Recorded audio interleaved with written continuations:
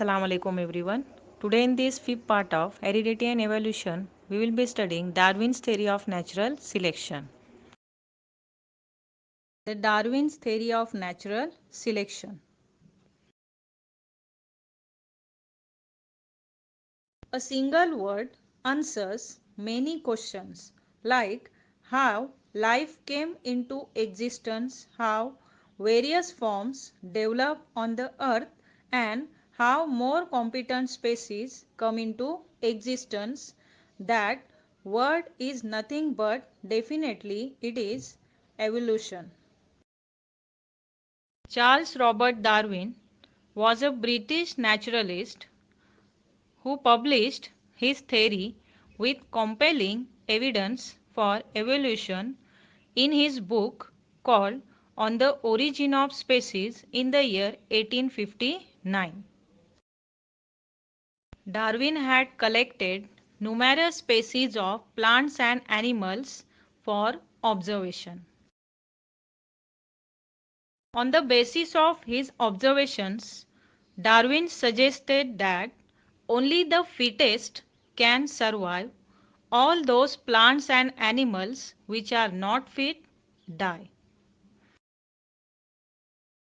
These fit species reproduce and pass on the relevant characteristics to the following generation, which in turn would make them fit for survival. The process of selection of characteristics that contribute to the fitness for survival was called natural selection by Darwin. Organisms compete with each other in struggle to survive. In competition, only those organisms sustain which show the modifications essential for winning the competition. Besides, this natural selection also plays important role because nature selects only those organisms which are fit to live and rest perish. Sustainable and naturally selected species reproduce and pass on their acquired characteristics to the next generation that they have acquired in their lifetime.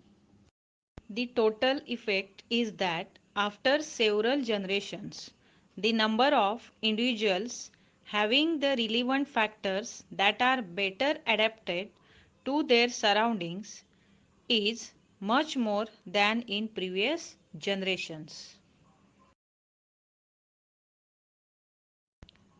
These adapted species may also be very different from the original species. Selection by nature is not deliberate but is natural. Natural selection of the individuals best adapted to their environment will be more clear by an excellent example which was given by Darwin. Two types of moths were found in Birmingham in England, which often fall prey to the predator birds. These moths were found in two colors, black and grey. Both these varieties live on the tree trunk and they blended themselves tightly to the tree trunk. Years ago, trees in this area were host to the growth of algae and fungi and thus became grey in color. Hence, grey moths were hidden easily on the tree trunks and were not noticed by the predator birds. But black moths were easily noticed and were eaten by birds in more numbers. In that time, the population of black colored moths were reduced to 1% and the population of grey color moths was increased up to 99%. So in this situation, we can say Now the nature is in the favor of grey color of the moths and against the black color of moths. Later, as a result of industrial revolution, the carbon soot was deposited on the tree trunk which gave it black color. Now, the black color of the moths were hidden easily on the tree trunk and were not noticed by the predator birds.